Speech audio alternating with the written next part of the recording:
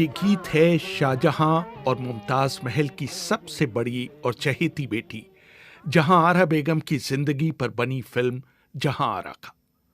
जहां आरा बला की हसीन होने के साथ साथ विदुषी भी थी, जिन्होंने फारसी में 2 ग्रंथ भी लिखे थे। 1648 में बने नए शहर शाहजहानाबाद की 19 में से 5 इमारतें उनकी देखरेख में बनी थी। सूरत बंदरगाह से मिलने वाली पूरी आय उनके हिस्से में आती थी। उनका खुद का पानी का जहाज साहिबी था, जो डच और अंग्रेजों से तिजारत करने 7 समुंदर पार जाता था। मशहूर इतिहासकार और डॉटर्स ऑफ द सन की लेखिका इरा मुखौटी बताती हैं, जब मैंने ये रिसर्च शुरू की तो मुझे पता चला कि जिसको हम आज ओल्ड दिल्ली कहते हैं, जो शाहजहानाबाद है, उसका नक्शा जो है जहानारा बेगम ने इतने इम्पोर्टेंट वे में बनाया है। तब जहानारा ने 5 बिल्डिंगें बनाई ओल्ड दिल्ली में, शाहजहानाबाद में। उनमें से सिर्फ आज चांदनी चौक रहता है।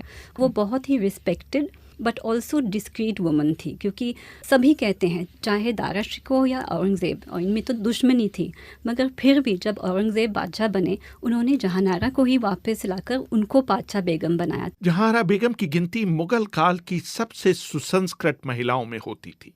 उनकी सालाना आय 30 लाख रुपए होती थी। आज के जमाने में इसका मूल्य 1.5 अरब रुपए के बराबर है। मुगल प्रजा भी उन पर जान छिड़कती थी।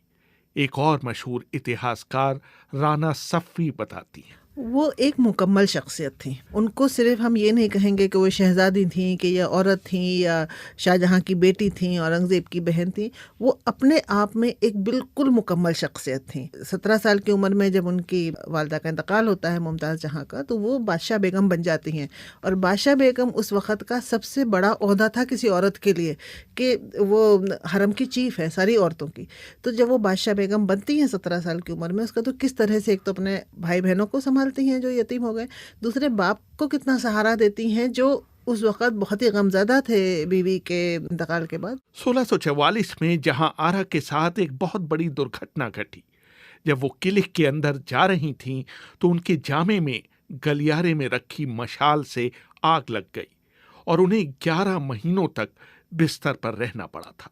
मुगल काल की कई कहानियों का विस्तृत अध्ययन करने वाले आसिफ अली देहलवी कहते हैं, उनकी सालगिरह का मौका था और उन्होंने जो रेशमी लिबास जो पहना हुआ था, और जब वो बाहर आईं अपनी खादिमाओं के साथ, तो एक शमा उनसे रश्क करने लगी उनकी खूबसूरती से और उन पर फिदा हो गई। और जब वो उनके जामे का बोसा लेना चाहती थी, तो वो जो हकीर सी शमा है, वो ये नहीं जानती थी कि वो शहजादी को कितना हर्ट करेगी, और शहजादी जो है वो आग के लपटों में चली गई। और जल्दी जल्दी जो है कई खादिमाओं ने उनके ऊपर कंबल वगैरह, चादर वगैरह डाल के उसको बुझा दिया। वो काफ़ी हद तक जो है वो जल गई, और जब बादशाह सलामत ने उन्हें देखा तो वो बेहद परेशान हो गए। तो अलग अलग जगह से उनका जो है इलाज हुआ, और जब कभी होता ये था कि वो ठीक हो जाती थी, कभी होता था कि नहीं होती थी। फिर किसी ने बताया कि भाई आगरा से पहले मथुरा वृंदावन में एक जोगी है, उसकी भभूति जो वो देता है, अगर उसको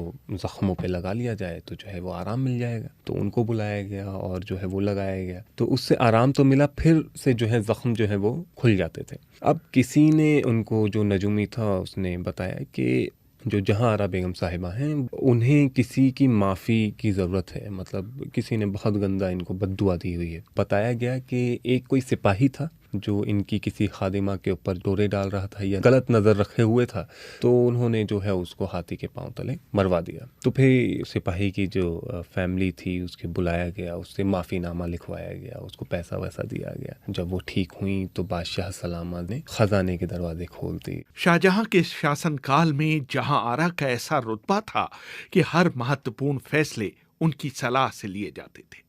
उस जमाने में भारत आए कई पश्चिमी इतिहासकारों ने उस समय प्रचलित बाजार गॉसिप का जिक्र किया है, जिसमें शाहजहां और उनकी बेटी जहां आरा के बीच नाजायज संबंधों की बात कही गई है। इंग्लिश और वेस्टर्न ट्रैवलर्स जो थे वो जब हिंदुस्तान में आते थे तो वो काफ़ी हैरान होते थे जब उनको पता चलता था कि ये जो बेगम है वो कितने इन्फ्लुएंशियल और पावरफुल थे, क्योंकि उस वक्त के जो इंग्लिश लेडीज़ थे उनके पास इस तरह का आज़ादी इन अ वे नहीं था, उनके पास फाइनेंशियल इंडिपेंडेंस नहीं था। वो जब शादी करते थे तो उनका सारा जो जायदाद होता था वो उनके पति के पास चला जाता था। तो ये जो ट्रैवलर्स आते थे हिंदुस्तान में उनको लगता था कि ये कैसे हो सकता है कि ये बेगम जो है ट्रेड कर रही हैं, उनका अपना शिप भी है।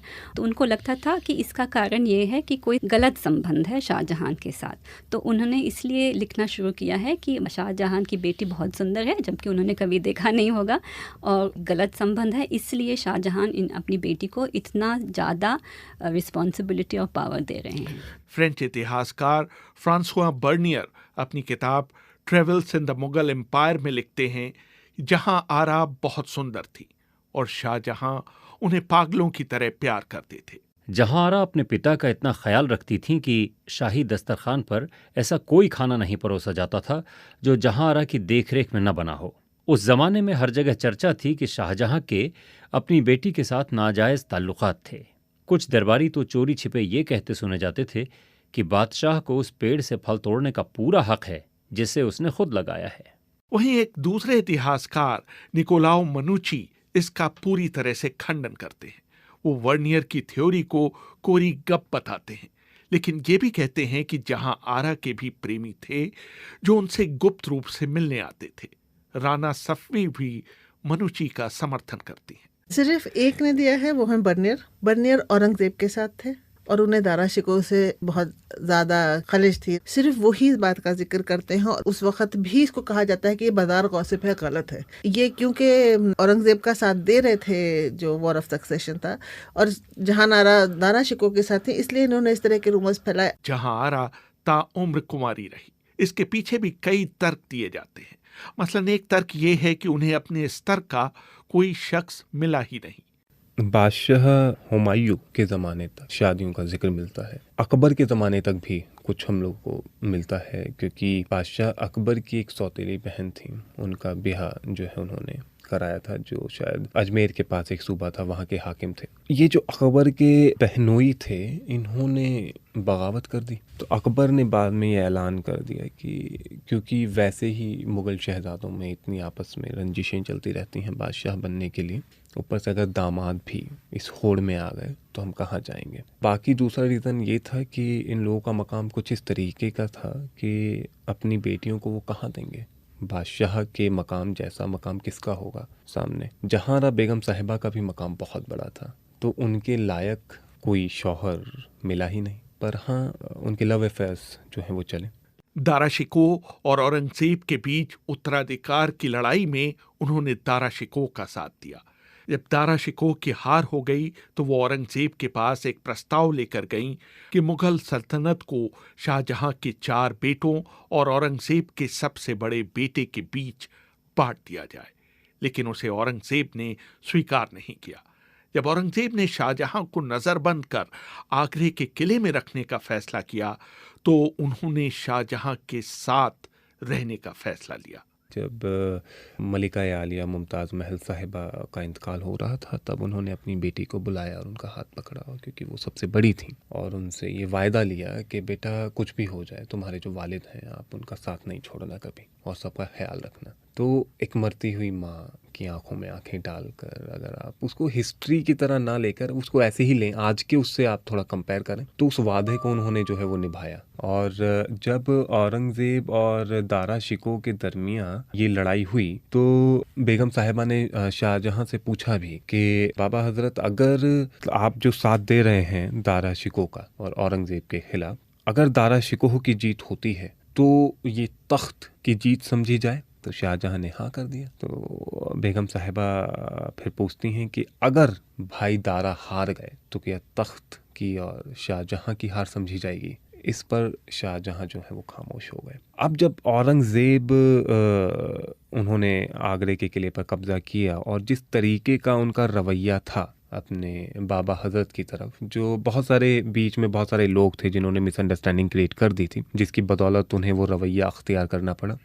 तो उस रवैये को देखकर उनको, बेगम साहिबा को लगा कि मैं अपने बाबा हज़रत को अकेले नहीं छोड़ सकती। जो लड़की ताउम्र हमेशा अपने भाई दारा चिको और शाहजहां के पक्ष में रही, वो एकदम से उनके बुरे वक्त में उन्हें छोड़कर दूसरे खेमे में तो नहीं जा सकती थी। और इस चीज़ में अगर मैं ऐड ऑन करूं तो औरंगज़ेब जो था वो भी उतनी ही इज्जत उसकी करता था जितनी दारा शिकोह और शाहजहां करते थे। दारा शिकोह का साथ देने के बावजूद औरंगजेब ने सत्ता संभालते ही जहांआरा बेगम को पातशाह बेगम का खिताब दिया। जब 1631 में मुमताज़ महल जब गुजर गए तो इन वन इंस्टेंट हम कह सकते हैं जहांआरा बेगम को, वो 17 साल की थी और अचानक से उनको पातशाह बेगम बनाया गया। तो रोशनारा जो 14 साल की थी, उन्होंने देखा कि एक दिन में जो उसके साथ उनकी बहन थी, हंसते खेलते थे, एक साथ उनकी पढ़ाई चल रही थी, उन अपने छोटे बहन और भाइयों की पढ़ाई करवा रहे थे। एक सेकंड में ये जो बहन है वो एकदम से पातशाह बेगम बन गई। उनकी रिस्पॉन्सिबिलिटी इतनी बढ़ गई है, उनके पैसे बढ़ गए। उन्होंने मुमताज़ महल का आधा जो वेल्थ था उनको मिला जहांआरा बेगम को, तो वो वेल्दी, पावरफुल, रिस्पेक्टेड बन गई। जब जहांआरा वापस आई तो उनको एक बहुत सुंदर सी हवेली किला के बाहर दी गई। तो वेरएज रोशनारा किला के अंदर ज़नाना में थी, तो इन अ सेंस उनका जो फ्रीडम था काफ़ी लिमिटेड था क्योंकि वो ज़नाना के अंदर थी। और जहांआरा तो अपने इंडिपेंडेंट बहुत ही सुंदर हवेली में थी। तो ये काफ़ी एक्स्ट्रॉर्डिनरी बात है कि उसके एलाय होते भी मेरे ख्याल से औरंगज़ेब डिडंट ट्रस्ट रोशनारा। हो सकता है कि उनके कोई इंडिस्क्रेशंस थे, उनके कोई लवर्स रहे हैं, ये हो सकता है। बात चलती थी कि उनके लवर्स थे। जब जहांआरा मतलब आ गए और आगरा से, तो उनको एकदम से पातशाह बेगम बनाया उन्होंने। सितंबर 1681 में 67 साल की उम्र में जहांआरा का निधन हो गया। उनकी मृत्यु की खबर औरंगजेब के पास तब पहुंची जब वो अजमेर से डेक्कन के रास्ते में थे। उन्होंने जहांआरा की मौत का शोक बनाने के लिए शाही काफिले को 3 दिनों के लिए रोक दिया। जहांआरा को उनकी इच्छा अनुसार निजामुद्दीन औलिया की मज़ार के बगल में दफनाया गया। औरंगज़ेब की ज़िंदगी में उनका इंतकाल हुआ और उन्होंने अपनी कब्र जो थी उसके लिए ज़मीन बाकायदा मुहैया की थी हज़रत निज़ामुद्दीन औलिया की दरगाह में। और उन्होंने उसके लिए अपना एक वसीयत ये की थी कि मेरी कब्र खुली होनी चाहिए और पक्की नहीं बननी चाहिए। बल्कि अगर हम देखें तो मुग़लों में 2 ही कब्रें जो हैं जो इस तरह की हैं, एक जहांआरा की और एक औरंगज़ेब की खुद की, बहुत छोटी सी हैं और बहुत ही सिंपल सी कब्रें हैं दोनों। और जो सेनोटाफ नहीं है, सिर्फ कब्र है और वो मट्टी उसकी खुली हुई है।